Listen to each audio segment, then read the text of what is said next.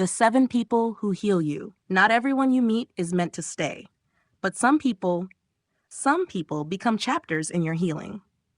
Carl Jung, the Swiss psychologist who gave us the concepts of the shadow, the persona, and individuation, believed that the most profound transformation doesn't happen in solitude. It happens in connection.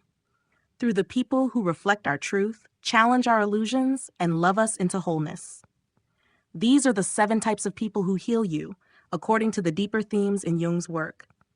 Some will come briefly. Others will stay. All of them, teachers of the soul. The mirror. Until you make the unconscious conscious, it will direct your life and you will call it fate. The mirror doesn't just show you yourself, they show you the parts you've buried. Their presence provokes something in you. Sometimes admiration, sometimes irritation, sometimes pain. But all of it is data. The way you feel around them tells you who you really are, or who you're pretending to be. Maybe they seem overly confident, and it triggers your hidden envy. Or maybe they live in their truth, and you realize you've been shrinking yours. Jung believed that relationships were psychic mirrors. When someone triggers you, they're offering a golden opportunity to reclaim a lost piece of yourself. Why they heal. They wake up the unconscious. They reflect your projections, showing you not them, but you. The non-judger. This is the rare soul you can unravel in front of and not feel broken. You confess what you thought was unforgivable, and they don't flinch. You show them your shadow, your shame, insecurity, resentment, and they stay. Jung taught that we all wear a persona, the social mask we use to belong. But the shadow, the parts of us we repress, doesn't disappear. It festers until it's witnessed. The non-judger is a healing mirror because they invite your whole self to the table. They say, you are not too much. You are not too dark. You are human. Why they heal. They make it safe to drop the mask. And in that safety, the real work begins. The challenger. This is the person who sees the mountain in you, even when all you see is fog. They will not let you settle. They disrupt your excuses. Not with judgment, but with vision. You might resist them. You might even resent them. But deep down, you know, they're pulling you toward your individuation, Jung's word for becoming your most whole, integrated self. They remind you, you are not here to live a rehearsed life. You are here to become. Why they heal. They agitate your comfort so that your truth can rise. The listener. In a loud world, their silence is medicinal. They don't interrupt. They don't fill the space with advice. They listen with presence, not ego. Jung understood that many of us don't need answers. We need reflection. To be heard without being fixed. To hear ourselves think. This person holds space for your truth to unfold. They trust your inner compass, even when you don't.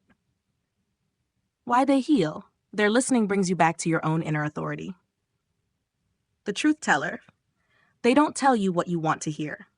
They tell you what your soul has been begging you to admit. They say this relationship is draining you. You're playing small. That's not who you are. And somehow you hear them because they're not shaming you. They're inviting you into honesty. Jung warned that the shadow grows stronger when ignored. But truth, spoken with love, is a torch in the dark. Why they heal. They disrupt your denial with grace. They make you confront the real story you've been avoiding. The soul expander. When you're around them, something in you unfolds. Not because they're perfect, but because they are free. They express boundaries without guilt. They live with depth and lightness. They radiate something quietly magnetic, authenticity. Jung believed that we are all meant to become fully ourselves. This person reminds you that it's not only possible, but beautiful. They don't give advice. They model alignment. Why they heal. They reflect your potential, not just who you are, but who you could be if you stop pretending. The still presence. Some healing doesn't happen through words. It happens through being. This person doesn't rush your grief, doesn't spiritualize your sadness. They sit with you, still, grounded, unafraid. Around them, you feel your breath again. Jung saw silence as a pathway to integration, not absence, but richness.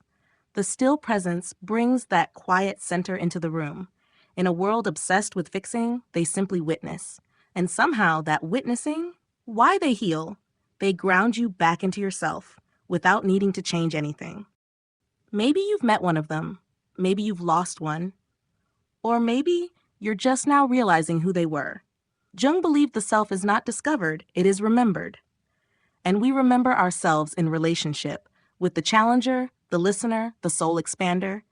These 7 people are not always easy to find, but they arrive when you're ready. And when they do, your healing begins to accelerate. So ask yourself, who in your life reflects your higher self? Who holds space for your darkness without fear? And who are you willing to become for others? Because healing is not something you passively receive. It's something you learn to offer.